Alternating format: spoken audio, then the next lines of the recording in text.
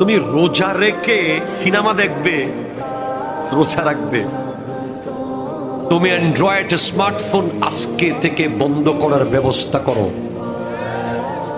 তোমার ইন্টারনেটের কানেকশন বন্ধ করো, ওয়াইফাই এর লাইন কেটে দাও, এমবি নেওয়া বন্ধ করে দাও। নাটক আর সিনেমা, গেম আর এই ইউটিউব আর ফেসবুক তোমার গোটা রমাদানকে শেষ করে ফেলবে।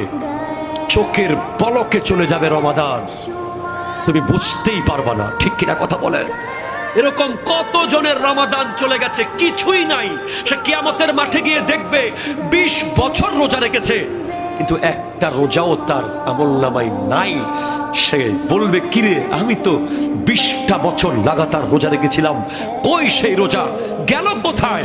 উত্তর আসবে, তুই রোজা রেখেছিস ঠিক, কিন্তু তুই তো গালি দিতি মানুষকে রোজা রেখে রেখে, তুই তো গীবত করতি মানুষের রোজা রেখে রেখে, তোর কান দিয়ে গীবত শুনতি, তোর মুখ দিয়ে গীবত করতি, তোর হাত দিয়ে ইসলাম বিরোধী জায়গায় টাচ করতি, তোর পা দিয়ে ইসলাম বিরোধী জায়গায় গিয়েছিলি, তোর রোজা হয় নাই, উপোস হয়েছে।